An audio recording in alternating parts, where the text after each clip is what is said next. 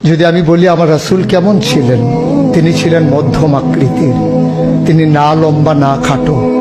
তিনি কখনো বা যখন হাজারো মানুষের সামনে দাঁড়াতেন, বিদায় হজের সময়ে 1,40,000 সাহাবা যখন ময়দানে, তিনি যখন আস্তে করে উঠে দাঁড়ালেন, ওনার চাইতে অনেক লম্বা লম্বা মানুষ থাকার পরেও অবাক বিস্ময়ে সবাই তাকিয়ে দেখলো সবার উপর দিয়ে যে মানুষটির মাথা মোবারক দেখা যায়, তিনি নবী মুহাম্মদুর রাসূলুল্লাহ সাল্লাল্লাহু আলাইহি ওয়াসাল্লাম।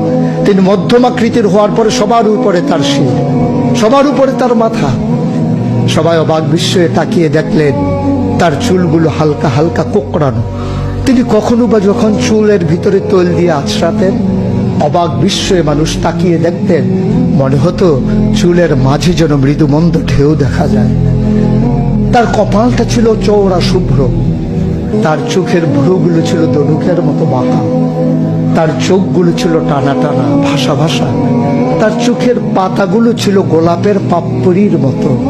তিনি কখনো বা যখন চোখের পলক ফেলতেন, অবাক বিস্ময়ে মানুষ তাকিয়ে দেখতেন, মনে হতো মৃদুমন্দ বাতাসে গোলাপ পাপড়ি দোল খাচ্ছে। তার চোখের সাদা অংশ ছিল রক্তিমাভ সাদা, কালো অংশ ছিল তার কৃষ্ণ কালো। তার ঠোঁটগুলো ছিল গোলাপি রঙের, তার নাকটা ছিল খাড়া, ছিদ্রগুলো ছিল ছোট ছোট, নাকের নিচে ঠোঁটের উপরে ছিল চিকন সরু গোঁফ।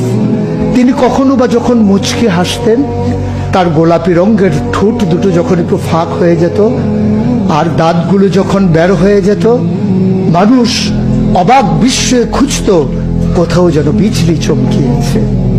তিনি যখন প্রচন্ড গরমের মাঝে ঘেমে সিক্ত হতেন, কপালে তার মুক্তার দানার মতো ঘাম জমে যেত। তিনি যখন দৌড়ে দৌড়ে তার বিবিদের ঘরে যেতেন, আমাদের মায়েদের ঘরে, আল্লাহ রাসূল সাল্লাল্লাহু আলাইহি সাল্লাম ঘরে ঢোকার পরে মায়েরা দেখতেন কপালের মাঝে মুক্তার দানার মতো বিন্দু বিন্দু ঘাম জমে আছে।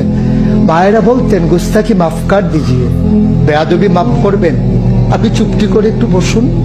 নবীকে বসিয়ে ওরা ছোট্ট শিশু খুঁজে বের করতেন, অতি যত্নে পরম আদরে তার কপালের ঘামগুলো তারা শিশির ভিতরে ভরে মুখ বন্ধ করে রেখে দিতেন। ঈদ যখন আসতো, বিয়ে যখন হতো, জমানো ঘাম তারা আতর হিসেবে ব্যবহার করতেন। এ নবী তো সে নবী, হেঁটে গেছেন 1 মাস আগে রাত পথ ধরে, যাওয়ার পরে তিনি তো চলেই গেছেন।